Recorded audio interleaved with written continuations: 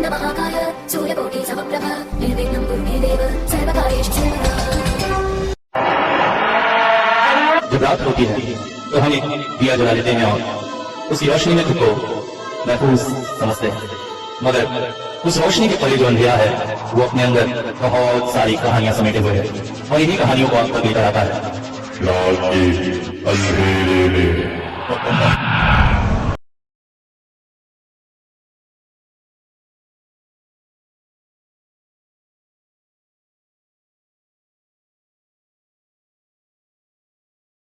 Sister sister, मेरे पति के चेहरे पर एसिड से हमला किया गया है, जल्दी देखिए जल्दी देखिए। पूरा हॉस्पिटल का महकमा लगभग दौड़ता हुआ स्ट्रेचर के पास पहुंचा। जल्दी से मरीज का चेहरा धुलाया गया और उसे बेड में शिफ्ट किया गया। कि चीखने की आवाज़ से कमरा गूंज उठा था। हेलो दोस्तों,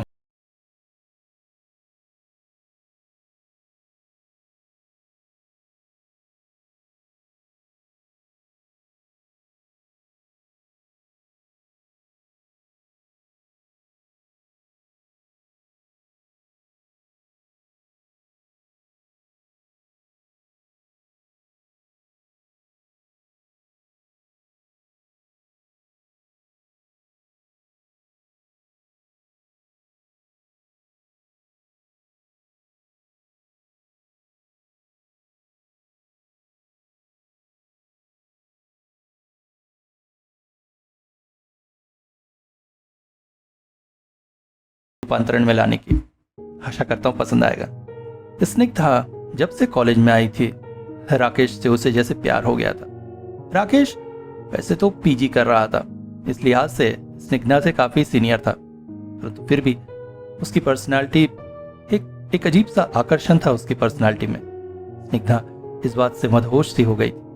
वो अक्सर कैंटीन में बैठे रहती जहां पर राकेश बैठकर अपनी लाइब्रेरी से लाई किताबों को पढ़ता था।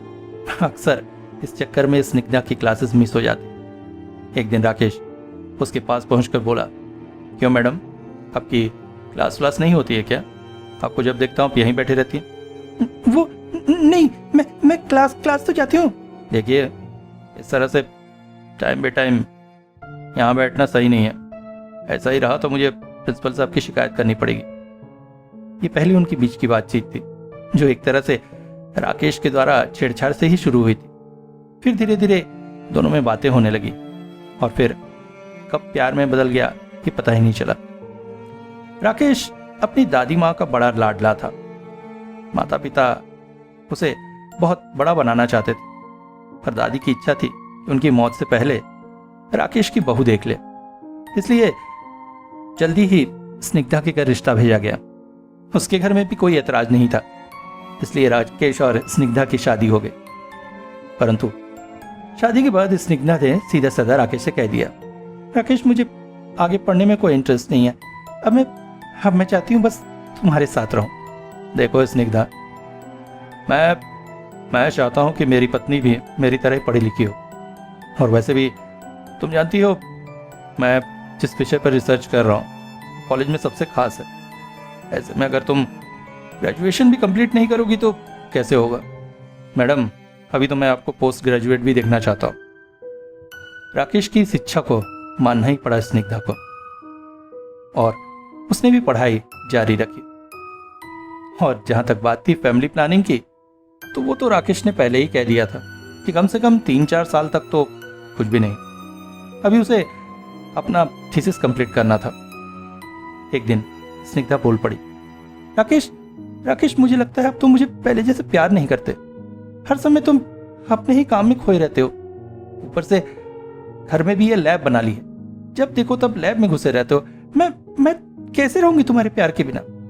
देखो स्निग्धा, मुझे कुछ समय दो। आखिर मुझे भी तो अपना कैरियर देखना है, और फिर ये सब मैं तुम्हारे लिए ही कर रहा हूँ। मुझे तो पता ही है, सर ने कहा है जैसे मैं थीसिस कंप्लीट कर लूंगा मुझे परमानेंट जॉब कॉलेज में ही मिल जाएगी। फिर तो हमारे पास खुला आसमान होगा। फिर हमें फैमिली प्लानिंग भी तो करनी है। राकेश की इन बातों में स्निग्धा खो जाती थी, परंतु उसके अंदर की स्त्री जैसे भूखी प्यासी रह जाती थी। राकेश थोड़ा सा शर्मीला स्वभाव का था ये तो उसे कॉलेज से ही पता था, पर कॉलेज के समय में थोड़ा बहुत रोमांस हो भी जाता था। शादी के बाद तो जैसे उसकी जिंदगी एक वीरान बंजर रेगिस्तान से बन गई है। पति का स्पर्श, उसके मजबूत बाजुओं में फंस जाना, उसके होठों से लिपट जाना, ये सब तो जैसे सपना सा था। एक स्त्री की चाहत और क्या होती है? पति का प्यार अगर उसे मिलता रहे और अगर सेक्सुअल सेटिस्फैक्शन ना मिले तो। मगर राकेश तो जैसे इन सब बातों से अलग ही था। अब तो परिवार की बातों में भी उसे इंटरेस्ट नहीं रह गया था। स्निग्धा एक दिन फटी पड़ी, राकेश अगर ऐसे ही जीना है तो मैं तलाक ले लूंगी। स्निग्धा पागल जैसी बातें मत करो, और वैसे भी समाज और सोसाइटी क्या कहेगी? क्या तुम तलाक के बाद समाज में सिर उठाकर जी सकोगी? माई फुट दिस समाज। अगर तुम मुझे प्यार नहीं कर सकते, मुझे समय नहीं दे सकते, तो एक पत्नी की कुछ जरूरतें होती राकेश, और अगर तुम उसे पूरा नहीं करोगे तो मुझे मजबूरी में। स्निग्धा पागलों की तरह बातें मत करो, और तुम जानती हो मैं किसी हाल में भी तुम्हें तलाक नहीं दूंगा, बिकॉज आई लव यू। हाँ, मेरे प्यार करने का अंदाज कुछ अलग है, मगर यस, आई लव यू। फिर से एक बार राकेश की बातों में होकर रह गई स्निग्धा। घर के पास ही एक योगा क्लासेस थी। स्निग्धा ने सोचा क्यों ना वो क्लासेस ही ज्वाइन कर ले, कम से कम 4 लोगों से मुलाकात होगी, बातचीत होगी, तो उसका मन बहला रहेगा। अब वो रेगुलर क्लासेस जाने लगी। सच में उसे वहां काफी रिलैक्स मिलता था। बहुत से लोग, उनकी भी जीवन की अलग अलग घटनाएं, समय से ही बीतता जा रहा था। एक दिन अचानक वो क्लासेस से निकलकर आ रही थी। क्लासेस पास ही के स्टेडियम में लगती थी, जहां पर बहुत सारे लोग जॉगिंग और एक्सरसाइज भी करते थे। अचानक एक आवाज ने उसे रोक लिया। स्निग्धा! मुड़कर देखा तो जाना पहचाना सा चेहरा था। अभी उसका क्लासमेट। कॉलेज के जमाने में अभी भी स्निग्धा पर जान छिड़कता था, परंतु जब राकेश की तरफ उसका आकर्षण देखा तो शायद तब से दोनों के बीच फ्रेंडशिप ही थी। परंतु शादी के बाद से संपर्क टूट सा गया था। अरे तू यहाँ? हाँ, ये मैं योगा क्लासेस में आती हूँ। ओ हाँ, मैं भी जॉगिंग करता हूँ। तू तो कॉलेज के जमाने से ही स्पोर्ट्समैन रहा है। हाँ, बस अब थोड़ा सा हेल्थ मेंटेन रखने के लिए, और क्या। और बता कैसा चल रहा है? बस सब ठीक ठाक। तो इशू कुछ? नहीं, राकेश तो अपने रिसर्च में बिजी है, तू तो जानता ही है। उसने कहा है जब तक परमानेंट नहीं हो जाता तब तक। ओ, फैमिली प्लानिंग। हाँ, और तू? बस वही डैडी का बिजनेस ज्वाइन कर लिया है, ठीक ठाक ही चल रहा है। धीरे धीरे दोनों की मुलाकातें बढ़ने लगी। दोनों योगा क्लासेस के बाद लंबे समय तक स्टेडियम में बैठकर ही बातें करते। सब कुछ ठीक ठाक ही चल रहा था कि अचानक वो मनहूस दिन आया। राकेश के चेहरे पर एसिड से हमला किया गया। स्निग्धा किसी तरह से एम्बुलेंस बुलाकर उसे हॉस्पिटल लेकर गई। डॉक्टर अपने काम में जुड़े थे। राकेश छटपटा रहा था, बिस्तर पर चीख रहा था। करीब 12 घंटे के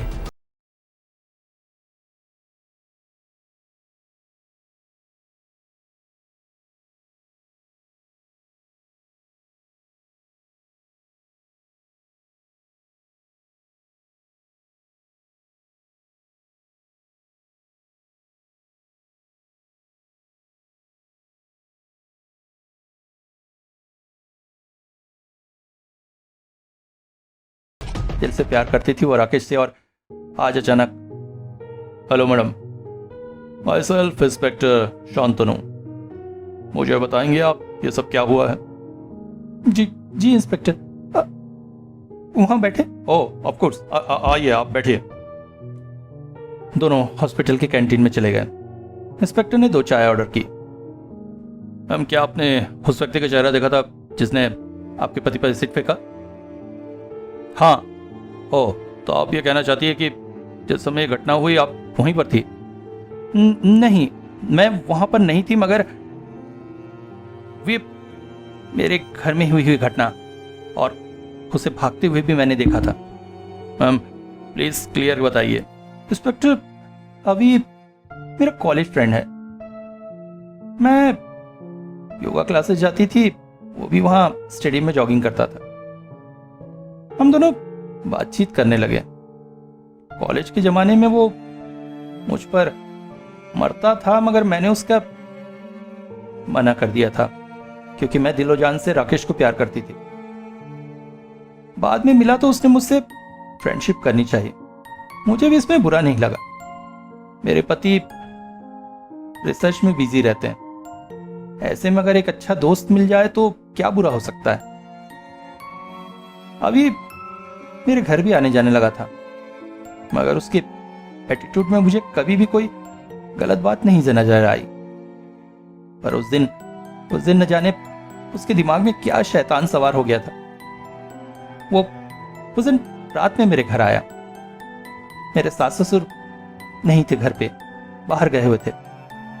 हस्बैंड अपनी लैब में काम कर रहे थे। हम दोनों कॉफी लेकर बातें ही कर रहे थे कि अचानक उसने मुझे अपनी बाहों में भर लिया। Snigdha, I love you. अभी ये क्या पागलपन है? तुम जानते हो मैं राकेश से बेइंतहा प्यार करती हूँ। मुझे छोड़ो। देखो कुछ नहीं होगा। तुम्हारा पति हमेशा लैब में बिजी रहता है और तुम तड़पती रहती हो। मैंने तुम्हारी इस तड़प को देखा है। मैं तुम्हें वो सुख दूंगा जो तुम्हारा पति तुम्हें नहीं दे पा रहा। अभी स्टॉप इट। मैं तुम्हें नहीं, आज मैं तुम्हें नहीं छोड़ूंगा। छोड़ो। नहीं, आज तुम मेरी बन के रहोगी। वो पागलों की तरह पास नाम में भूखा मुझ पर झपटने जा रहा था। तभी अचानक मेरे पति वहां आ गए। उनके दिमाग में जैसे खून सवार था। मैंने आज तक उनको इतने गुस्से में नहीं देखा। वो टूट पड़े थे अभी के ऊपर, उस पर घूंसे लात बरसा रहे थे। अभी के नाक मुंह से खून निकलने लगा था। अचानक वो बचने के लिए ऊपर की तरफ भागा और मेरे पति के लैब में घुस गया। मेरे पति भी खून सवार दिमाग से लैब के अंदर गए थे और तभी अचानक चीखने की आवाज आई। मैं जब तक लैब में पहुंचती अभी मुझे धकेल कर बाहर की तरफ भाग चुका था और कमरे में मेरे पति छटपटाते हुए पड़े थे। ओह, तो आप कहना चाहती है कि अभी ने मैं पूरे विश्वास के साथ कह सकती हूं, पर मैंने देखा नहीं था। पर उस वक्त उस कमरे में सिर्फ अभी और मेरे पति ही थे। ओह, तो आपको अभी पर ही शक है? शक नहीं, मुझे यकीन है उस कमीने ने ही। उसका घर का एड्रेस वगैरह होगा आपके पास? जी हाँ, अभी अपने घर में अपनी माँ के साथ ही रहता था। उसके पिता नहीं थे। माँ के पास पहुंचकर इंस्पेक्टर ने पूछा, माँ जी आपका लड़का? वो तो कल रात से घर नहीं आया है। आप कुछ हुआ है क्या? कुछ हुआ नहीं है, मगर हमें शक है। अच्छा, उसके कुछ दोस्त वगैरह हैं? ज्यादा तो नहीं, मोहल्ले के कुछ लड़के उसके दोस्त हैं। हुआ क्या है? घबराइए नहीं, हम कुछ दिनों में आपको बताते हैं, कहकर इंस्पेक्टर वहां से चले गए। अगली शाम जंगल के पास एक लाश मिली। लाश बहुत बुरी हालत में थी। उसका चेहरा पूरी तरह से कुचल दिया गया था। शायद किसी जंगली जानवर ने जंगल में कुछ लकड़हारों को लकड़ी काटते हुए वो लाश दिखी थी। इंस्पेक्टर ने तुरंत ही उसे जब्त किया और पोस्टमार्टम के लिए भेजने से पहले स्निग्धा और अभी की मां को वहां बुलाया। लाश को देखते ही अभी की मां जैसे फूट फूट कर रो पड़ी, क्योंकि लाश ने वही कपड़े पहने हुए थे जो अभी घर से निकलते हुए पहना था। बात स्पष्ट हो गई। अभी शायद पुलिस के डर से या शर्मिंदगी से आत्महत्या कर ली उसने। इंस्पेक्टर को कुछ भी समझ में नहीं आ रहा था। आखिर केस को वो किस तरफ लेकर जाए। उस दिन कमरे में क्या हुआ था? क्या राकेश के चेहरे पर गिरा एसिड कोई दुर्घटना थी या अभी ने जानबूझकर, क्योंकि जिसने ये किया था वो तो इस दुनिया से जा चुका। और तभी एक और चौंका देने वाली खबर आई। अभी की लाश के शरीर में जहर पाया गया। मतलब उसने आत्महत्या नहीं की थी, उसे जहर दिया गया था। और जहर भी कोई साधारण जहर नहीं था। लेबोरेटरी में कंपोज करके बहुत घातक जहर बनाया गया था। पर यह कैसे संभव है? इसका मतलब या तो राकेश ने पहले ही ये सारी रचना की, या उसने खाने में जहर मिला दिया था, क्या उसे स्निग्धा और अभी के रिश्ते पर कोई शक हो गया था। पर केस का रुख बिल्कुल ही मुड़ गया था, क्योंकि पूरे घटनाक्रम में राकेश ही एक ऐसा व्यक्ति था जो इस तरह के प्रोसेस्ड केमिकल बना सकता था। यानी कि ये एक प्लान मर्डर था जिसमें एक दुर्घटना के चलते राकेश खुद फंस गया था। पर अभी तो कुछ किया भी नहीं जा सकता है। राकेश की ऐसी हालत है कि उसे कुछ भी पूछताछ संभव नहीं है। अचानक इंस्पेक्टर को याद आई अपने दोस्त सीबीआई इंस्पेक्टर अमित चतुर्वेदी की बात, जिन्होंने कई सारे कॉम्प्लिकेटेड केसेस सुधारने में उनकी मदद की। उन्होंने तुरंत ही नंबर लगाया। हेलो, मुझे कैसे याद किया? भाई एक बहुत ही कॉम्प्लिकेटेड केस आया, आ जाओ बैठकर बात करते हैं। इस बीच एक बहुत ही अजीब घटना घटी, जिसे राकेश की मां ने कॉल करके इंस्पेक्टर को बताया था। और इस बात ने इंस्पेक्टर के दिमाग में खलबली मचा दी। हालांकि ये बात बहुत सामान्य सी थी, परंतु फिर भी पता नहीं क्यों इंस्पेक्टर को ये सामान्य नहीं लग रही। राकेश को चिकन सूप पीना बहुत पसंद था। वैसे तो हॉस्पिटल में कुछ भी खाने पीने पर पाबंदी ही थी, पर उस दिन राकेश की मां डॉक्टर से स्पेशल परमिशन लेकर उसके लिए चिकन सूप बनाकर लाई थी। पर आश्चर्यजनक तौर पर राकेश ने उस दिन चिकन सूप पीना नहीं चाहा, बल्कि जब उसकी मां ने जोर से उसे पिलाना चाहा तो उठकर वो वॉशरूम के अंदर चला गया। उसकी मां आश्चर्यचकित हो गई थी। आज से पहले जब भी उसने चिकन सूप बनाया, राकेश लगभग भूखे भेड़िए की तरह उस पर टूट पड़ता था। तारीफ करते हुए थकता नहीं था वो चिकन सूप की, और वो इंसान आज चिकन सूप नहीं पी रहा है। हालांकि मेडिसिन के चलते इंसान के स्वाद में थोड़ा परिवर्तन हो जाता है। तो तुम ये कहना चाहते हो कि उसका चिकन सूप न पीना कोई बहुत बड़ी घटना है? नहीं, ऐसी तो कोई बड़ी घटना नहीं है, मगर फिर भी पता नहीं क्यों। पर तुम्हें क्या लगता है इस केस के बीच हुआ क्या है? केस तो बहुत कॉम्प्लिकेटेड है मेरे भाई, और अभी की मौत के बाद से तो और भी कॉम्प्लिकेटेड हो गया है। आखिर उस रात उस लैब में हुआ क्या था? जब तक ये बात कंफर्म नहीं हो जाती है, कुछ भी नहीं कहा जा सकता है। खैर, अभी तो मैं चलता हूं। इस विषय पर सोचकर मैं तुम्हें कुछ बताऊंगा। उस रात इंस्पेक्टर चतुर्वेदी केस के बारे में ही सोच रहे थे। सामने टीवी पर एक फिल्म चल रही थी। फिल्म में उनका ध्यान बिल्कुल भी नहीं था। सारा कंसंट्रेशन केस और उसके पेचीदगी पर था। और तभी वो जैसे धड़ाम से चेयर से नीचे गिरने वाले थे। सामने जो भी सीन चल रहा था उसे देखकर वो चौंक पड़े थे। उन्होंने तुरंत ही इंस्पेक्टर को फोन लगाया, और अगले ही पल दोनों स्निग्धा के घर की ओर चल पड़े। दरवाजे पर नॉक करते ही स्निग्धा ने ही दरवाजा खोला। इंस्पेक्टर, कुछ पता चला क्या? जी हाँ मैडम, एक बहुत बड़ी लीड मिली है। हम अंदर आ सकते हैं? आइए, बैठिए। दोनों सोफे पर बैठ गए। स्निग्धा भी पास ही बैठ गई। स्निग्धा के सास ससुर अपने अपने कमरों में ही थे। अब क्या पता चला इंस्पेक्टर? मैडम,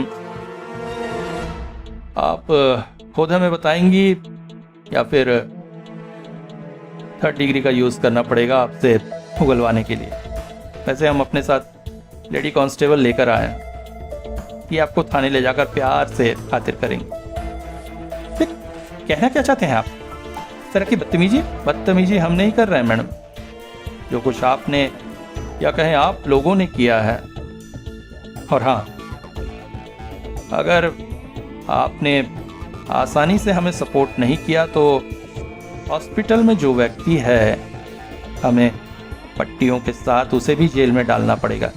नहीं, आप ऐसा कुछ भी नहीं करेंगे, प्लीज इंस्पेक्टर। तो अगर आप ऐसा नहीं चाहती है तो प्लीज खुलकर बताइए हुआ क्या था। इंस्पेक्टर, जो आदमी इस वक्त हॉस्पिटल में है वो अभी है, ये बात हमें भी पता है, और जिसकी लाश जंगल में मिली थी वो आपके पति राकेश हैं। इस बात को तो मैंने ढूंढ ही लिया है। अब आप बताइए ये सब हुआ कैसे? इंस्पेक्टर, मेरे पति शराबी रोमांटिक नहीं थे। मैंने बहुत सारे सपने देखे थे शादी के बाद के, पर मुझे कुछ भी नहीं मिल रहा था। एक औरत सब कुछ रह सकती है मगर पति का प्यार ना मिले, और इस कमी को पूरी कर रहा था अभी। हालांकि मुझे बाद में बहुत पछतावा हुआ। काश कॉलेज के समय ही मैं, पर अब क्या किया जा सकता। मैंने कई बार राकेश से कहा कि वो मुझे तलाक दे दे ताकि मैं अभी के साथ नई जिंदगी शुरू कर सकूं, मगर समाज के डर से वो मुझे तलाक भी नहीं दे रहा था और मुझे सुखी जिंदगी भी नहीं दे पा रहा था। मैं क्या करती? मैंने अभी के साथ अपने रिलेशन आगे बढ़ाए, पर हमारा रिलेशन,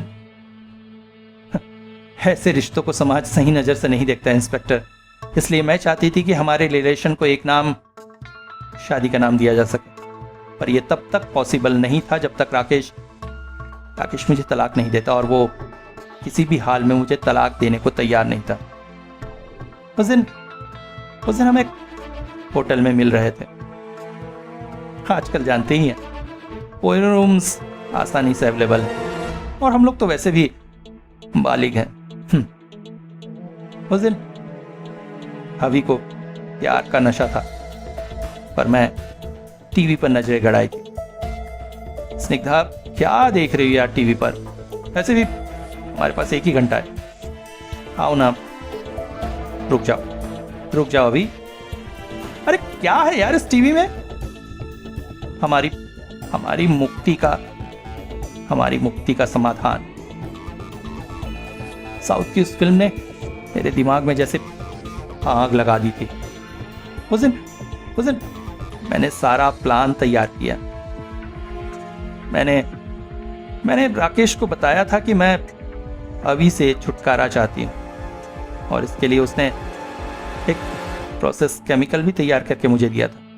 मुझे सिर्फ खाने में मिलाना था, मगर मैंने वो केमिकल राकेश के ही खाने में मिला दिया था, और हमने राकेश को अभी के कपड़े पहनाकर उसकी लाश जंगल में ले जाकर फेंक दी, और उसका चेहरा पूरी तरह से क्षत विक्षत कर दिया ताकि किसी को पहचान में न आए।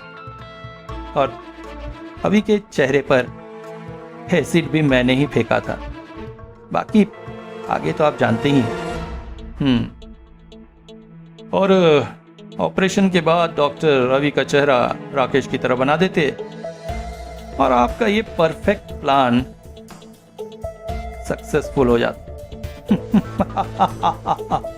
पर मैडम, एक छोटी सी गड़बड़ हो गई।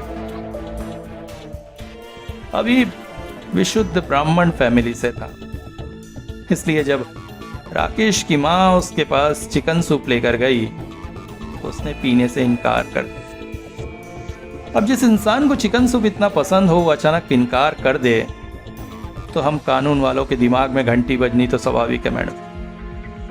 मैंने तुरंत ही अभी की फैमिली के बारे में पता किया और मुझे ये पता चला कि वो एक ब्राह्मण फैमिली से है। और बस हमारे हाथ आप लोगों की गर्दन तक पहुंच गए। आई एम सॉरी, मगर हमें अभी को भी आपके साथ जेल में रखना पड़ेगा।